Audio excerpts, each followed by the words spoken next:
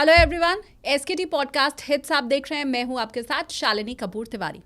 आज के पॉडकास्ट में आपको पैसे का मंत्र देने के लिए, इन्वेस्टमेंट के गुर सिखाने के लिए हमारे साथ रहने वाले हैं क्षितिज महाजन सर, जो कि सीईओ है कंप्लीट सर्कल कैपिटल के।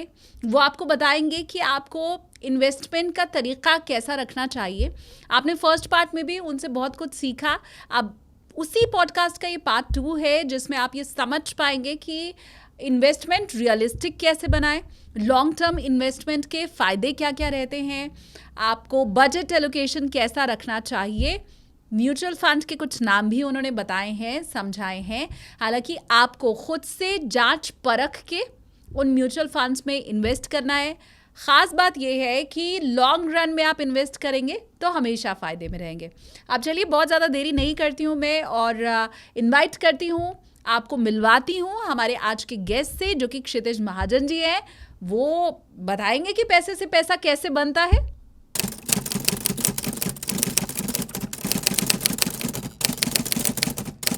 तो कभी भी देर नहीं होती है, मैं तो ये मानती हूँ। अभी तक अगर कर भी दिया आपने देर, तो अभी से शुरू कर दे, ताकि वो जो कंपाउंडिंग का फायदा है वो सोच में दिमाग में ही ना रह जाए। Correct. वो पेपर्स पे और बैंक अकाउंट्स में भी दिखाई देना शुरू हो। अब मुझे आप ये बताइए क्षितिज जी कि आपके पास कितने ऐसे लोग आते हैं जो ये कहते हैं कि मुझे अर्ली रिटायरमेंट चाहिए? कितने % लोग हैं? बहुत लोग आते हैं। जितने भी ये फायर वाली जो जनरेशन है, सबको स्टार्टअप करना है या रिटायर होना है। मुझे समझ नहीं आ रहा कि 3 दिन छुट्टी आ जाती है तो मैं घर पे बोर हो जाता हूँ कि मैं क्या करूँ। कि हमारे पास कुछ नहीं होता तो क्या करूँ beyond, because eventually one machine तो जंग लग जाता है। And if will not work then what should we do. Because एक आपको क्या है कि जब आप काम करते हो ना, आपका ब्रेन एक्टिव रहता है, आप एजाइल रहते हो, आप लोगों से मिलते हो। मैं आपसे मिला हूँ, आपके स्टाफ से मिला हूँ, तो 4 चीज़ें सीखने को मिलती हैं। ये नई चीज़ आपने लगाई है, मैंने पहली बार देखी है। आई am saying you learn and learn. अगर आप घर पर बैठे हो, कितना फ़ोन देख लोगे, कितना टीवी देख लोगे, क्या कर लोगे। But let's say if they want to retire also, they should look at that. कोई भी अमाउंट आज वो इकट्ठा कर लेंगे, वो कम हो जाएगा। कारण ये है, if you are spending left right and centre, तो आपके पास 10 करोड़ हो, 20 करोड़ हो, 30 करोड़ हो, वो कम हो जाएगा। बट अगर आप फोकस होकर चलेंगे और आप अपने आप को एक्टिव रखेंगे तो अलग बात है। आप बोलते हो मैं रिटायर हो रहा हूँ, I want to give it back to society. मैं लेक्चर्स लेना चाहता हूँ, जैसे मैं लेता हूँ यहाँ, मैं अपना लेता हूँ कॉलेजेस में जाके। मैं लोगों को वाइडर लोग मासिस तक सही मैसेज इन्वेस्टमेंट का पहुँचाना चाहता हूँ, जो आप कर रहे हो। तो जब आप एक अच्छी सोच के साथ रिटायर होते हो तो समझ आता है मुझे, और आप एक्टिव हो बिकॉज यू आर वर्किंग।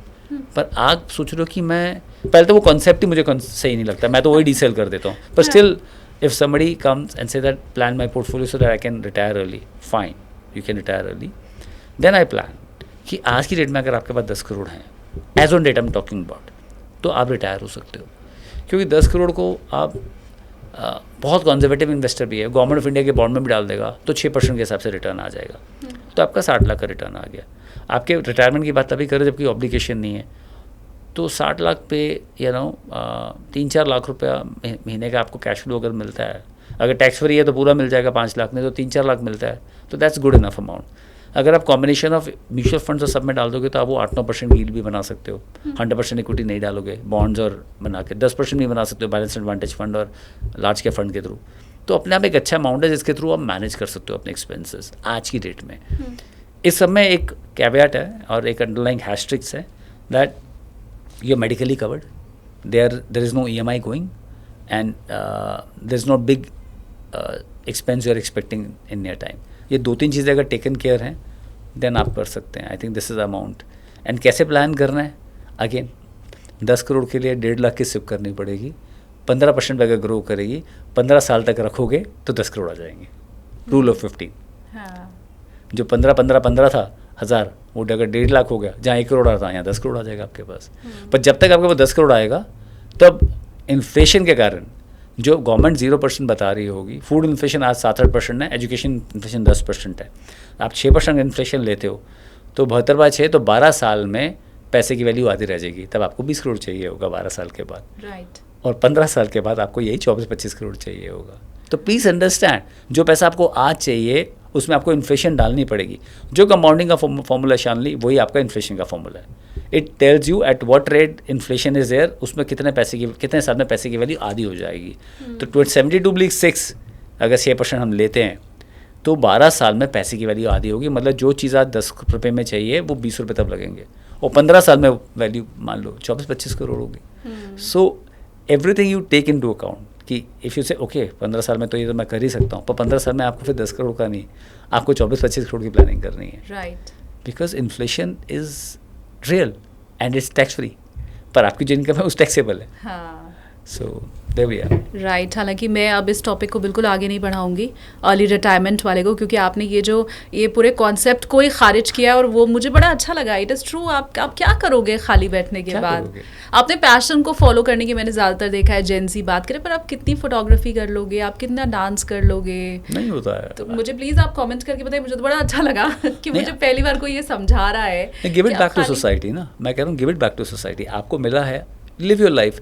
आप दुनिया ट्रैवल करना चाहो तो ट्रैवल कर लो, पर कितना ही ट्रैवल कर लोगे? ट्रू। अब जो ट्रैवल करने निकले थे 3 साल तो में निकल गए।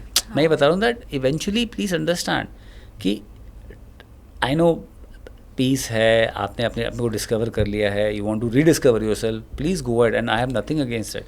All I am saying is I am against the concept of that. For me if I will not work what I will do, I feel that way.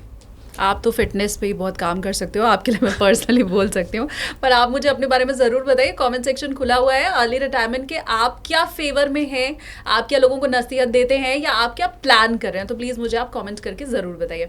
आप सर, मैं थोड़ा सा गोल्ड एंड सिल्वर भी आपसे समझना चाहती हूँ। पहले तो आप मुझे ये बताओ कि आप इसका फ्यूचर क्या देख रहे हो, क्योंकि लास्ट ईयर दिसंबर में जब मैं पॉडकास्ट कर रही थी तो यही गोल्ड 75,000 था।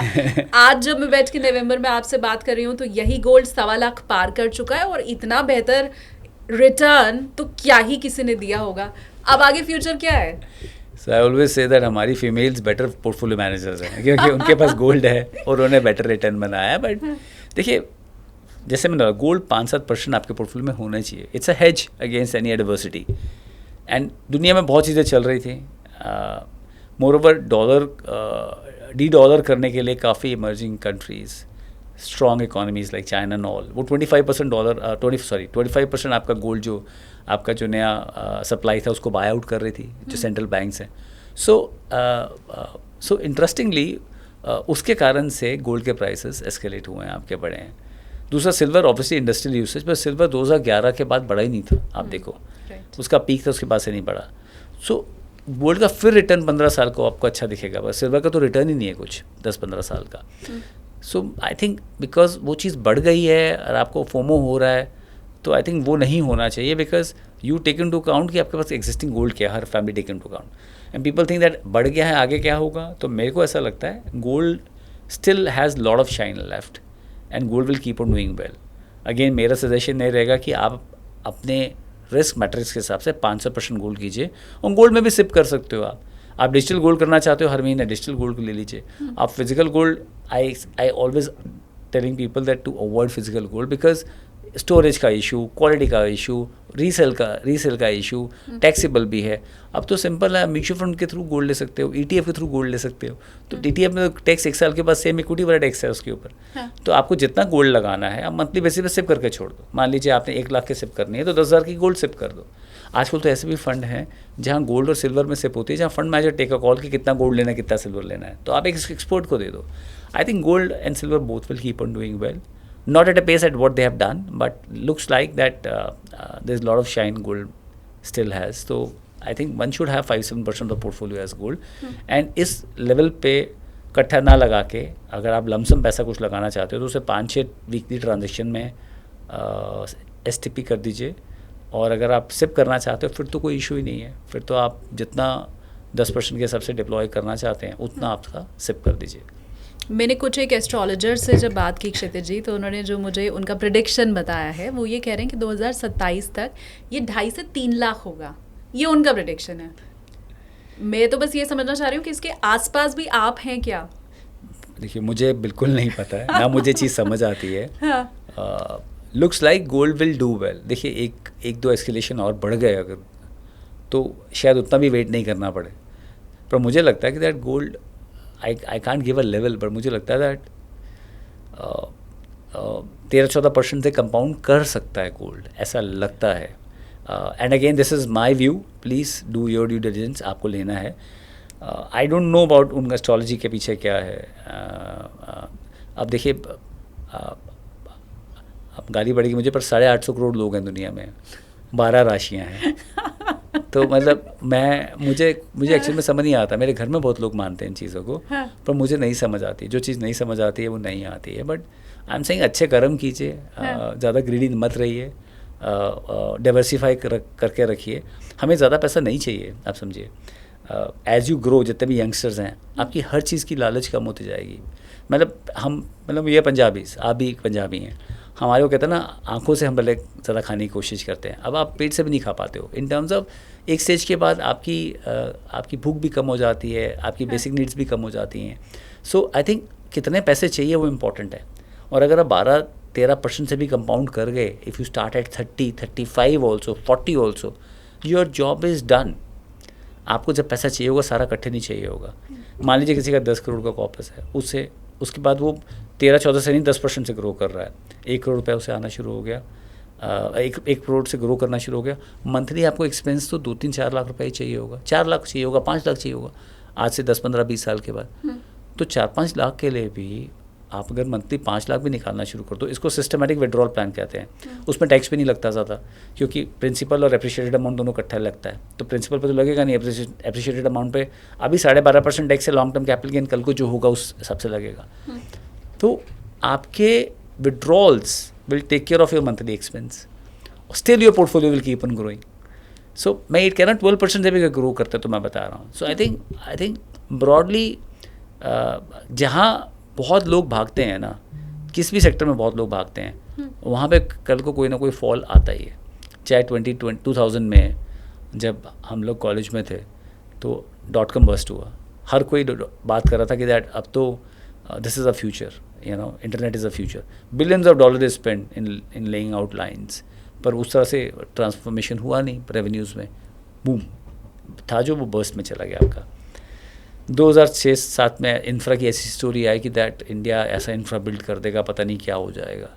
And rate of interest they were as low as 4.5-5%. Repo की बात कर रहा हूँ. 1 साल के अंदर वो 8-8.5% पे खड़े थे रेट ऑफ इंटरेस्ट. वो एक्सेल की कैलकुलेशन सब उल्टी हो गई और लोग सब इंफ्रा के पीक पे आए. वो कभी पैसा बना ही नहीं. कुछ ऐसे इंफ्रा फंड थे जिनकी नैव आज तक ही नहीं आई होगी, if I am not wrong. मतलब वो 10 के 40 हो गए तो उसके बाद 2 रुपये पे आ गए वापस, 3 रुपये पे आ गए. लिक्विडिटी नहीं मिली आपको निकलने के लिए. Same thing happen with your take story again. फिर दोबारा अभी डिफेंस का जो पीक पे इंडिया पे आया तो वहाँ पे स्टोरी में आया. अभी देखिए कंजम्पशन का ट्रेंड है, consumption sector will do well and lot of consumption funds are there. But अभी स्टार्ट है. कल को जो पीक पे आएगा ऐसे नहीं कि ख़राब करेगा, पर वहाँ से ग्रोथ स्लो हो जाएगी. So I am saying just don't rush after what is already done well. जब 70-72 पे भी था तब भी आप गोल्ड ले सकते थे, बट आपने तब नहीं दिया. आज वो 1.25 लाख पे ले रहे हैं.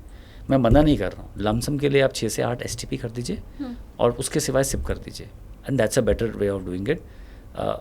मुझे ऐसा लगता है कि दैट आपका फोमो नहीं होगा उसमें. कई बार बहुत सारी चीज़ें जब ऊपर हो ना और बहुत पीक पे हो तो वहाँ पे जोमो ठीक रहता है. JOMO joy of missing out, जैसे फोमो होता है. तो it's better to miss out, because उसमें क्या होगा कि अगर लेट्स से आपकी स्टोरी प्ले आउट नहीं हुई और अच्छा कर गया, कि थोड़ा और अच्छा कर गया, इवेंचुअली वो कहीं ना कहीं आपको नीचे का लेवल देगा. कैपिटल मार्केट्स आपको बार बार अपॉर्चुनिटी देती है, ऐसा नहीं है. तो rather than doing it yourself, चुपचाप फंड मैनेजर को दे दीजिए. चाहे ETF कीजिए, चाहे म्यूचुअल फंड कीजिए, चाहे इंडेक्स फंड कीजिए. That's the right way to do. पहले की जितनी कैलकुलेशन थी वो कब कब गलत हुई ये अभी आपने बताया. एक और कैलकुलेशन के बारे में मैं आपसे पूछना चाहती हूँ कि आपका उस पर क्या स्टेक है. मैं जब पढ़ रही थी तो मैंने देखा कि रे डालियो की तरफ से अभी बात कही गई है कि next big debt crisis won't come from banks, it will come from governments. आप भी क्या ऐसा सोचते हैं, और ये खास करके अमेरिका के कॉन्टेक्स्ट में उनकी तरफ से कहा गया है. 22-23 ट्रिलियन डॉलर का GDP के ऊपर 38 ट्रिलियन डॉलर का लोन है, समझिए आप. और लोन किसने दिया हुआ है? लोन दिया हुआ चाइना ने. काफ़ी कम किया पोजीशन. अब अभी भी एक टाइम में चाइना का 1.1 ट्रिलियन US ट्रेजरी में था. पाक US treasury is been counted as the world safest haven. Gold की तरह, गोल्ड स्टैंडर्ड की तरह काउंट होता था. अब वो I don't know when they are going to blink the eye. वो कब ये बंद करेंगे कि दैट ये लोन राइट ऑफ करें. It's not that easy, but yes central banks जो वो बोल रहे हैं, पॉसिबिलिटी है दैट सेंट्रल बैंक कल को आई ब्लिंक करें, बोले भैया हम तो we can't give this money. So what's the option left? तो आप क्या करोगे? कंट्री की रेटिंग ख़राब कर दोगे ना. वो तो ऑलरेडी पैसा तो लेके खा चुके हैं ना, तो रेटिंग ख़राब होगी, अमेरिका को क्या फ़र्क पड़ रहा है मुझे बताइए आप.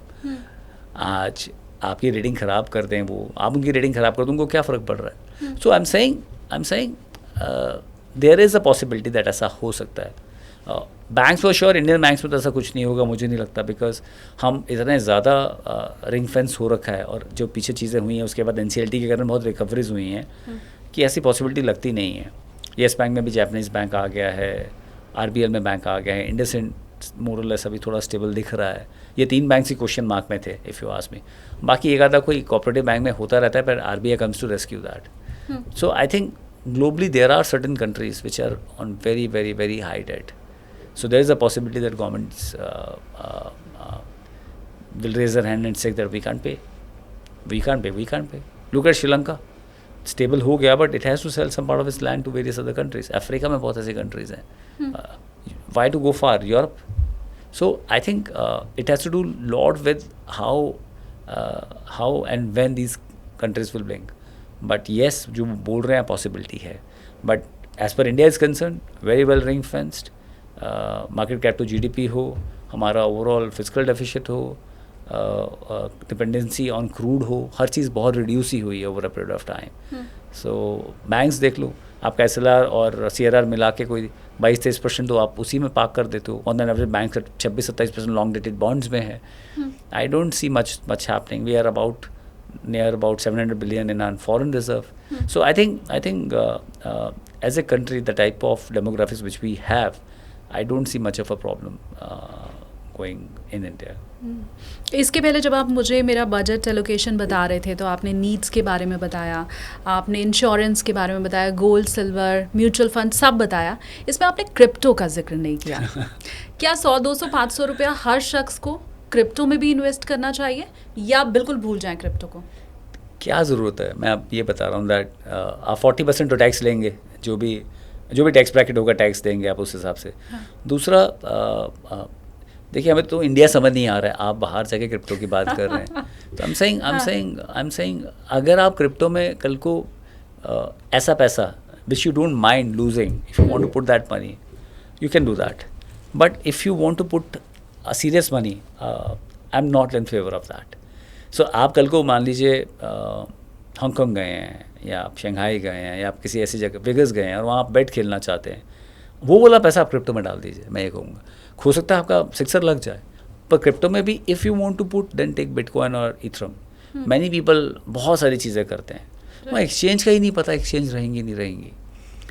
आज we see Mister Trump supporting crypto a lot. कल को वो सपोर्ट ले लें या कल को उतना सपोर्ट नहीं रहे, then how you'll manage and how you'll trade this crypto in India आज की डेट में. एंड इंडिया में वर्ल्ड के सबसे ज़्यादा क्रिप्टो यूज़र हैं. उसका ऑब्वियस रीज़न है, सबसे ज़्यादा पॉपुलेशन हमारी है, पर एवरेज टिकट साइज तो 100, 200, 500 वाला ही होगा.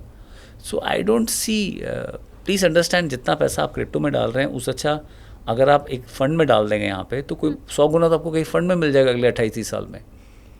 इफ़ यू पुट मनी है, मैंने आपको कैलकुलेशन सीधा बताई है. If you give time to your investments, then by the time you retire, somebody at 20, let's say 21, 22, 25 years, 35, 40 is on your side. आप कितना बड़ा इम्पैक्ट क्रिएट कर सकते हैं अपने लिए. सो हो सकता है क्रिप्टो अच्छा करे. आई am not in a favour of a retail investors. उनका बहुत हार्ड अर्न मनी है. मुझे लगता है कि जितनी मेहनत से कमाया है वो पैसा उनके लिए आगे बढ़े और वो पैसा उनको कमा के दे, उसके लिए एक safe assets, not safe assets but equity assets में. इक्विटी एसेट्स 5 साल से कम में अनसेफ हैं, 5 साल से ऊपर सेफ हैं. अच्छा. अगर आप 5 साल से ऊपर टाइम दे रहे हैं, हाँ. तो आप अगर मैनेज फंड्स ले रहे हैं तो उसमें चांसेस फॉर मेकिंग लॉसेस बहुत कम है. बिकॉज ऐसा नहीं होगा. ग्रेट डिप्रेशन में होता 6 साल मार्केट नहीं चली थी. इंडिया में तो ऐसा कोई टाइम आया नहीं. 11 से 14 था, 2-3 साल थे जहाँ पे hardly any movement, but yes then started moving up. So we have become much more dynamic in terms of our approach. तो मुझे लगता है that let's keep it simple.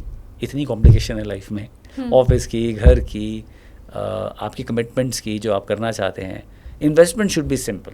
Mutual funds, if you don't understand anything about stocks, don't hear anyone. It's not a OTC product. Stocks, if you understand. Otherwise, keep it simple. Mutual fund, ETFs. You have a bigger portfolio.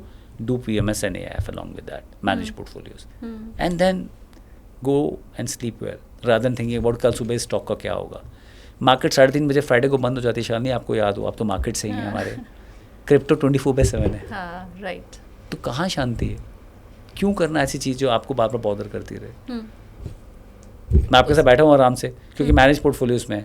और time देखिए क्या है अभी, 4:20. तो हमने तो 3:30 से पहले शुरू कर लिया था. हाँ. तो आप समझिए दैट ये चीज़ जो बॉदर करे, आप पोर्टफोलियोज भी ऐसे बनाए ना. हम भी जब when we buy stocks in PMS, we look at companies जहाँ पे ज़्यादा कोई इश्यूज आए नहीं, जहाँ पे मुझे स्टेबिलिटी मिले, वॉलेटिलिटी कम मिले, ताकि एटलीस्ट मैं जब सोऊं तो आराम से सोऊं, rather than just thinking about कि अब इस कंपनी में कल सुबह क्या होगा. आप ऐसी कोई माइक्रो कैप या कोई और कंपनी देख के बैठे हुए हो, तो आपको समझ ही नहीं आ रहा हो क्या रहा है. देन यू स्ट्रेस अबाउट कल मॉर्निंग में क्या खुलेगा.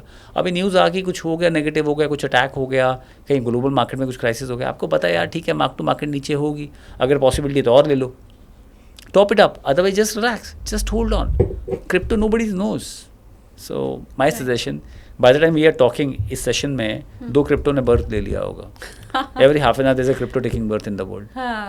सो लेट्स नॉट डू समथिंग जिसका पता ही नहीं है कहाँ है. हाँ, फिर भी मैंने जो समझा वो ये है कि बिल्कुल ही आप अगर गैम्बल करना चाहते हैं या कुछ पैसा आपको ऐसा है कि ये चला भी जाए तो कोई दिक्कत नहीं है, तो भी इथेरियम और बिटकॉइन. उसके अलावा फिर तीसरा नाम नहीं बताया सर ने. हाँ, maybe I am not a right person, I am telling you that. मुझे नहीं समझ आता, maybe I am old school of thought. मुझे लगता है जिसका कोई अंडरलाइन नहीं है वहाँ इन्वेस्ट नहीं करना चाहिए. मैंने इनिशियली इन्वेस्ट किया था जस्ट टू अंडरस्टैंड क्या है. मैंने ब्लॉकचेन के ऊपर एक कोर्स भी किया. कौन से ईयर में? 20 और 21 में किया था. वेरी वेरी लिटिल कॉस्ट में किया था मैंने. और मैंने ब्लॉकचेन के ऊपर एक कोर्स भी किया, उसकी टेक्नोलॉजी समझने के लिए. INSEAD पेरिस से मैंने कोर्स भी किया है, क्योंकि समझना भी ज़रूरी है ना कि क्या चल रहा है. हाँ, तो मुझे एक चीज़ समझ आई है कि इजी मनी बहुत इजीली निकल जाता है अगर बनता भी है तो. हाँ. तो प्रोसेस के थ्रू जाइए, डिसिप्लिन रहिए and long term wealth create कीजिए. बहुत से लोग कॉन्फिडेंट नहीं रहते हैं म्यूचुअल फंड में पैसे लगाने के लिए. मैं ऐसे लोगों को भी जानती हूँ जिन्होंने मुझे 3 साल 4 साल इन्वेस्ट करने के बाद ये कहा है कि इससे तो हमने FD में ही पैसा डाला होता, कम से कम हमें जो 7-7.5% का रिटर्न मिलना था, एटलीस्ट हमें वो तो मिला होता. तो कॉन्फिडेंस नहीं रहता है लोगों में. बहुत शॉर्ट में मैं समझना चाहूँगी, क्या ये कॉन्फिडेंस बढ़ाने का भी कोई तरीका होता है क्या? एक्चुअली क्या है कि as I said, many people have invested at the peak of the cycle. जैसे इंफ्रा की पीक स्टोरी पर लगाया, वो वापस नहीं आया पैसा कभी. मेरा प्रिंसिपल भी वापस नहीं आया, रिटर्न की दूर की बात है. जैसे काफ़ी लोगों ने से पहले पैसा लगाया होगा, अब उन्होंने 1-1.25 साल वेट किया, नहीं हुआ, निकल गए. 2017 में अगर आपको याद हो शालिनी, तब आप मीडिया लाइन में थे, फंड्स कवर कर रहे थे. स्मॉल कैप का रिटर्न था इंडेक्स का 57%, मिड कैप इंडेक्स का रिटर्न था 48%. इंडेक्स की रिटर्न की बात कर रहा हूँ. एक्टिव फंड्स और भी अच्छा कर रहे थे. 2018 में लॉन्ग टर्म कैपिटल गेन आया और रिकैटेगराइजेशन हुआ स्कीम्स का, if you remember. Yes. Large cap में इतना रहेगा 80% प्लस 100 स्टॉक्स, मिड कैप में 80-65% मिड. पहले तो कुछ भी रहता था किसी स्कीम में. हाँ, राइट. और बड़े सारे हमने शोज उसके ऊपर लोगों को समझाने, एडुकेट करने. स्मॉल कैप में 65% मिनिमम आपका इसी में रहेगा. मल्टी कैप में 25% ईच कैटेगरी में मिनिमम रहेगा. अब वहाँ पे पोर्टफोलियो रीबैलेंस के चक्कर में मिड और स्मॉल कैप की बहुत सेलिंग हुई. उस साल का, अब 1 साल का रिटर्न क्या था, 57 और 48%. हर बंदा स्मॉल और मिड कैप में आना शुरू हो गया 2018 के बिगनिंग से. उस साल का इंडेक्स का रिटर्न -55-60% था. और वो 18 चला, 19 चला. जो लोग 18 से आए और 19 के एंड या 20 में कोविड हुआ, उसमें निकल गए, उनका कभी पैसा वापस हुआ ही नहीं. मगर 20 अगस्त के बाद से अगले 3-3.5 साल में स्मॉल और मिड कैप ने, स्पेशली स्मॉल कैप ने 35% प्लस कंपाउंडिंग दिया, taking care of the previous years also. तो 5-6 ईयर्स में आपको वो 22-23% दिखेगा, क्योंकि वो 2.5-3 साल में फंड्स डबल हो गए from their NAV. But are you there in that fund or not? So just to make it simple for all investors, when you are investing, अपने गोल्स को किस फंड से अलाइन करना है. लार्ज कैप फंड से 5 साल के गोल को अलाइन कीजिए. फ्लेक्सी कैप फंड से 5 साल के गोल को अलाइन कीजिए. मल्टी कैप वाला जो फंड है या लार्ज मिड कैप वाले फंड है, उनको 6 to 7 ईयर वाले गोल से अलाइन कीजिए. उसी फंड उसी गोल पे उसे अलाइन कीजिए जो 6-7 साल तक पैसा नहीं चाहिए। 7 to 8 ईयर्स वाले में मिड कैप फंड को अलाइन कीजिए, 10 ईयर प्लस में स्मॉल कैप फंड को अलाइन कीजिए, क्योंकि स्मॉल कैप कई बार 1-2 साल आपको ड्रॉडाउन मेजर दे सकता है और वो रिकवरी फेज में भी नहीं आ सकता, पर जब आएगा वो पूरा कर देगा, सारे पाप धोता हो जाएगा। तो जब आप पहले निकल जाते हो तो आपको लगता है यार इससे तो एफडी में लगा दिया होता, 7-7.5% तो आ रहे थे, पर जो 7-7.5% आ रहे थे उसके बाद 20-30% टैक्स दे रहे थे, पोस्ट टैक्स वो 5% आ रहा था, 5% 6.5-7% की इन्फ्लेशन से भी नीचे है। तो आप प्रिजर्व कर रहे थे, सॉरी आप प्रिजर्व भी नहीं कर पा रहे थे वेल्थ, अपनी वेल्थ डिप्लीट कर पा रहे थे, क्योंकि इन्फ्लेशन पैसे की वैल्यू कम कर रहा है, वो 7% पे है, उस पर टैक्स नहीं है पर जो आप एफडी में पैसा लगा रहे हो उस पर टैक्स है। हाँ। तो वो 5-5.5% जो आ रहा है वो तो इन्फ्लेशन भी बीट नहीं कर पा रहा ना। हाँ। अभी हम दोनों के बच्चों ने स्कूल जाना है, आगे उसके बाद कॉलेज जाना है, एजुकेशन इन्फ्लेशन 10 to 12% है, राइट। फूड इन्फ्लेशन 6-7% है। अब जो इन्फ्लेशन है माइनस बता रहे हैं, कुछ 0.35-0.4 बता रहे हैं लास्ट मंथ की, उसमें सिल्वर और गोल्ड का अगर इंडेक्स हटा दोगे तो नेगेटिव है, उसका रेलेवेंस है, बट वो ब्रॉडर इकोनॉमी पे रेलेवेंस है, आपके मेरे लेवल पे बहुत सारी और चीज़ों का रेलेवेंस है। So we should plan our investment जहाँ इन्फ्लेशन बीटिंग 10% प्लस रिटर्न तो आना ही चाहिए। सो अगर इन्फ्लेशन 6-7 पे है या फूड या एजुकेशन इन्फ्लेशन 10% पे, और people like us who have families kids, तो वहाँ 10% प्लस कंपाउंडिंग रिटर्न कम से कम आना चाहिए ताकि आप एक वेल्थ क्रिएशन कर सकें। तो this is what my believe है। सो प्लीज़ घबराइए मत, जो आपका एक्सपीरियंस पास्ट का रहा है अगर उसको आप थोड़ा सा समय दे देंगे, इक्विटी एक्सेट क्लास को 5+ दे देंगे, तो आगे एक्सपीरियंस वैसा नहीं रहेगा। क्षितिज सर, मैंने आपसे अगले कुछ सालों के लिए कौन सा सेक्टर है ये तो पूछ लिया जो आपके हिसाब से बहुत शानदार करने वाला है, लेकिन अब अगर इसमें भी मेरी दिक्कत है कि मैं सेलेक्ट नहीं कर पा रही, और मैं बिल्कुल नाम लेकर के आपसे पूछना चाहूँ कि वो कौन से म्यूचुअल फंड्स हैं जो आप मुझे सजेस्ट करेंगे लॉन्ग रन के लिए इन्वेस्ट करने के, तो वो कौन से होंगे? देखिए, फ्लेक्सी कैप कैटेगरी में 3-4 अच्छे फंड हाउसेस हैं, बहुत सारे फंड हाउसेस के अच्छे फंड्स हैं, बट मैं अपनी पसंदीदा बता देता हूँ आपको, एंड देन क्लाइंट्स कैन और viewers can look at do their homework, because this is just my funds which I like. तो कोई रिकमेंडेशंस नहीं है यहाँ पे। HFC का फ्लेक्सी कैप है, पराग पारिक का है, आपका कोटक का है, निपॉन का है, DSP का है, अच्छे नाम हैं। मल्टी कैप में भी ऐसे 4-5 अच्छे फंड हैं, जहाँ पे मल्टी कैप में आपको निपॉन का अच्छा है, इन्वेस्को का अच्छा है, जो मुझे पसंद है बता रहा हूँ आपको, HSBC है, आपका वाइट ओक है, they are good names. Then आप एक लार्जर मिड कैप कैटेगरी में ICICI, मोतीलाल, मेरे में से कोई आप देख सकते हैं। मिड कैप में मोतीलाल, मेरे, इन्वेस्को, तीनों ही में से जो मुझे पसंद है, आप अपने हिसाब से देखिए क्या है। देन फोकस कैटेगरी भी एक अच्छी कैटेगरी है जहाँ पे फोकस्ड मल्टी कैप पोर्टफोलियोज रहते हैं। फोकस में इन्वेस्को है आपका, DSP है आपका, निपॉन है आपका, तो इनमें से आप देख सकते हैं। HDFC है फोकस में, वो भी अच्छा कर रहा है। देन ऑल दो वैल्यू थीम आप ले सकते हैं 10-15% पोर्टफोलियो में, तो वैल्यू में आप एक्सेस वैल्यू देख सकते हैं। ICICI का इंडिया अपॉर्चुनिटी है, इट्स अ गुड फंड। अपना कॉन्ट्रा में SBI और इन्वेस्को कॉन्ट्रा है, एंड स्मॉल कैप में अगेन इन्वेस्को अच्छा कर रहा है आपका। DSP का एक पुराना स्मॉल कैप फंड है, it's a good fund. So है, मतलब एक cross category they are good funds. Important है कि आप इन्वेस्ट करें, as per your risk appetite. सो अगर आप 50-30-20 करना चाहते हैं तो आप एक फ्लेक्सी कैप ले लीजिए, एक मल्टी कैप ले लीजिए, एक फोकस कैटेगरी ले लीजिए, या लार्जर मिड कैप ले लीजिए, और एक स्मॉलर मिड कैप में से एक ले लीजिए, दोनों मत लीजिए। आप यंग हैं, 23-24 के हैं, और आपका रिस्क एपेटाइट दिखाने का और खाने का दोनों का सेम है, गिरती मार्केट में भी सेम है, हाँ। सिर्फ उठती मार्केट में नहीं ऐसा है, हाँ। देन आप स्मॉल और मिड कैप दोनों अलग अलग एक ऐड कर सकते हैं, along with a flexi cap and a multi cap, तो आप वो भी ऐड कर सकते हैं। आप अगर रिस्क एपेटाइट सेक्टोरल बेट लेने का, थीमेटिक लेने का है, तो आई थिंक आज की डेट में कंजम्पशन ले सकते हैं आप, डिफेंस ले सकते हैं आप, ये सब सिप रूट के थ्रू हैं, और मैन्युफैक्चरिंग ले सकते हैं आप, तो ये 2-3 आइडियाज़ ले सकते हैं आप वो भी फंड देख सकते हैं जहाँ पे न्यू एज बिजनेसेस का एलोकेशन थोड़ा अच्छा है। मुझे लगता है न्यू एज बिजनेस में बास्केट हमेशा इंपॉर्टेंट है। अगर आप बाय भी कर रहे हैं तो आप 1-2 कंपनीज बाय मत करें, पूरा बास्केट बाय करें, क्योंकि उसमें से 1-2 कंपनियाँ बहुत अच्छा करेंगी, हो सकता है बाकी कुछ ना करें या कुछ डर रहे हैं। तो I think individual stock approach से बेटर रहता है आप बास्केट बाय करें। इसलिए मैं कहता हूँ कि दैट म्यूचुअल फंड्स बाय करें अगर छोटा एलोकेशन करना है, क्योंकि वो भी आपको जर्नी को बहुत अच्छा बनाएगा। क्योंकि एंड गोल है कि मेरे को 4 गुना 5 गुना 10 गुना जो भी करना है, पर वो जर्नी भी उतनी इंपॉर्टेंट है जितनी डेस्टिनेशन। अगर जर्नी में आपकी जो हार्ट बीट है वो बहुत, देखिए इक्विटी मार्केट में तो ऊपर नीचे होगी, हाँ। पर बहुत ऊपर और बहुत नीचे होती रही तो वो प्रॉब्लमेटिक है। हाँ। तो वो जो ये आपके स्मॉल स्टॉक्स हैं और जो माइक्रो कैप स्टॉक्स हैं वो कैपेबल हैं करने के लिए। कई बार आपको एग्जिट ही नहीं मिलेंगे क्योंकि उनके पास वॉल्यूम्स ही नहीं है। So please give this job to expert, a fund manager, and उसके थ्रू आप इन्वेस्ट करें। Done sir, thank you so much. और मुझे लगता है आपने ये जो फंड्स के नाम बताए उसके लिए मेरे व्यूअर एक लाइक भी करेंगे आपके लिए, क्योंकि आप जितना भी कन्फ्यूजन होगा वो मुझे लगता है और भी आपका दूर हो गया होगा। मैं बहुत छोटा सा सर डिस्कशन आपके साथ होम लोन के ऊपर करूँगी। सबसे पहली चीज़ तो मुझे आप ये समझाइए, बहुत से एक्सपर्ट्स को मैंने ये कहते हुए सुना है, क्योंकि अब तो हम 20% भी अगर पैसे दें तो 80% हमारा होम लोन जो है वो हमें मिल जाता है। बहुत से एक्सपर्ट्स मैंने ये कहते हुए सुने हैं कि आप 20% से ज़्यादा तो दो ही मत, अगर आपके पास हैं तो भी उन पैसे को आप म्यूचुअल फंड में डालो, क्योंकि वहाँ से आपको 12%, 13%, 15% रिटर्न मिलने वाला है। तो उसको आप डाउन पेमेंट में मत फंसाइए। क्या आप भी इसे ऐसे ही देखते हैं और आप भी यही सजेस्ट करेंगे?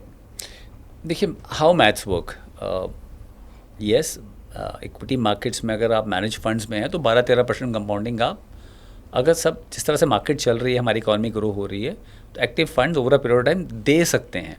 पीछे पास में तो मैंने आपको बताया इंडेक्स ही 14.25% पे 46 ईयर्स में, पर एक रीजनेबल एक्सपेक्टेशन आप 12% कैपिटल मार्केट से लगा सकते हैं।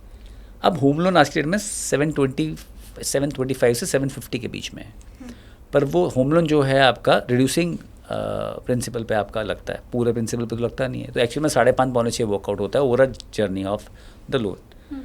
ना जो भी आप लोन है, अगर उसकी EMI का आप 30-40% भी अगर सिप कर सकते हो, मान लीजिए आपने 50,000 की EMI है आपकी और आप 25,000 का सिप कर सकते हो, तो I am okay with it. जो आप बोल रहे हो बिल्कुल सही है कि आप ज़्यादा लोन ले लीजिए, क्योंकि जो पैसे बचते होंगे उसे आप म्यूचुअल फंड में इन्वेस्ट कर दीजिए या PMS जो भी है इंस्ट्रूमेंट में इन्वेस्ट करिए जो आपके लिए बेटर रेट निकाले। And I agree, because rate of interest आपके कम है। अब एक कट और आ गया तो आप 7% पे खड़े होंगे, और इन्वेस्टमेंट जो है ये रिड्यूसिंग में दे रहे हो, इन्वेस्टमेंट जो है 12% पे। एक बार मैं अगर देखूँ तो 5% ऊपर का तो इन्वेस्टमेंट ग्रो कर ही रहा है आपका। आज से 10 या 12 साल के बाद जो आपने इन्वेस्टमेंट कर रखी है, जो उसका कॉपस खड़ा होगा उसके थ्रू ही आप SWP के थ्रू पे ऑफ कर पाएंगे लोन सारा का सारा। सो आई एग्री, जो आपके बाकी जितने भी गेस्ट हैं जिन्होंने बात करी है, आई एग्री विद दैट। पर उसका मैथ समझना ज़रूरी है उन्होंने क्यों बोला है, क्योंकि आपका जो लोन है रिड्यूसिंग में 5.5% कॉस्ट करता है और इन्वेस्टमेंट आपका 12% ओवरऑल अगर रिटर्न बन जाए तो वो आपका अगर रेट ऑफ इंटरेस्ट से देखेंगे तो 5% का फ़र्क है, पर ओवरऑल देखेंगे तो वो डबल से भी ज़्यादा का फ़र्क आपका रिटर्न जनरेट कर सकता है। पर अगेन, आज पैसा लगाया कल डबल ऐसा नहीं होगा। जो पैसा बचा होगा उसको कोई रिस्की इंस्ट्रूमेंट में मत लगा दीजिएगा, but at the same time उसे भी एक डिसिप्लिन वे में आप इन्वेस्ट कीजिएगा, सो दैट ये आगे आपकी लोन का भी ध्यान रखे और आपका भी ध्यान रखे। अब एक और सवाल इसी होम लोन से जुड़ा हुआ कि मेरी सैलरी का कितने गुना मुझे घर खरीदने का सोचना चाहिए, क्योंकि आज के टाइम में मुझे लगता है जो 50,000 भी कमा रहा है, क्योंकि एक तो प्रॉपर्टी का दाम आपका बहुत बढ़ गया है। आपको नोएडा जैसे एरिया में भी 1 CR, मतलब ये मैं सबसे लीस्ट बता रही हूँ, बहुत दूर जा करके आपको 2 BHK 1 CR में मिलेगा।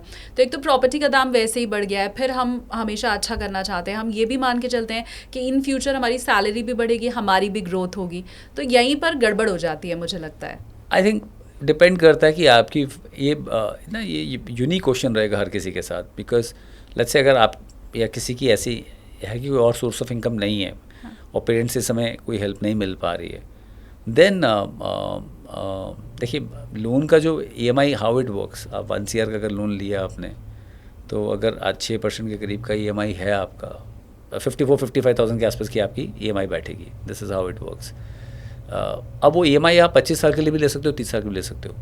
मेरा ये मानना है, और यहाँ पे मैं लोगों को स्पेंड करने को बोलूँगा, थोड़ा लंबा टाइम फ्रेम ले लीजिएगा लोन का, पर घर आप एक ही बार बनाते हो, तो थोड़ा ज़्यादा लेना पड़े ज़्यादा ले लो, जितना आपको लोन मिल सकता है उतना लोन ले लो, और साथ में उस लोन में एक अकाउंट करो जो आप कैपिटल डालना चाहते हो, उसको रेनोवेशन के लिए या एडिशन करने के लिए घर के लिए रख लो।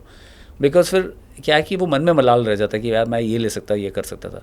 टाइम फ्रेम 30 ईयर्स तक है, कुछ बैंक 30 ईयर्स तक भी लोन देते हैं, आप वो 30 ईयर चूज़ कर सकते हो। और एज एन मैन फिर आपकी जैसी लाइफस्टाइल में आपके ग्रोथ आती है, आपकी इनकम में ग्रोथ आती है, कहीं से कुछ बोनस आता है, तो आप पे ऑफ करते रहो उस लोन को। That is something which you do. So और हमेशा घर स्ट्रेच करके ही खरीदा जाता है शानली। तो मैं किसी को भी नहीं बोलूँगा भाई अपने मन को मारो, go ahead, buy a home. There are if you have a good credit score, now this is very important for all the youngsters. Credit score क्यों important है? इससे वे गुड क्रेडिट स्कोर तो आपको 25-30 साल का कम रेट ऑफ इंटरेस्ट पे भी loan मिल जाएगा। If you don't have a good credit score, जो मुझे और शालिनी को लोन 6.5% पे मिल सकता है या आज के दिन में 7.25% में मिल सकता है, वो आपको 20 साल के लिए मिलेगा सिर्फ, या 10 साल के लिए मिलेगा, और वो भी हाई रेट ऑफ इंटरेस्ट पे मिलेगा, वो भी अच्छे इंस्टीट्यूशन से नहीं मिलेगा। सो ये क्रेडिट स्कोर भी इंपॉर्टेंट है। आई थिंक मन नहीं मारना चाहिए जब घर ले रहे हो, थोड़ा स्ट्रेच कर लो और अपने को उतना काबिल बनाओ और मेहनत करो अपनी जॉब में, अपने बिजनेस में, और धीरे धीरे उसे बेटर करते जाओ। पैसा बोलता है। मैं मेरा आज का ये लास्ट क्वेश्चन आपके साथ है कि होम लोन कितना जल्दी लें? अगर मैंने 25 की उम्र में जॉब शुरू कर दी है तो क्या आप मुझे सजेस्ट करेंगे कि मैं 27, 28, 30 तक ले लूँ, मुझे घर बनाने की शुरुआत कर देनी चाहिए, या मुझे इसे और डिले करना चाहिए, मुझे 35, 38 में लेना चाहिए? एडवाइजेबल क्या है?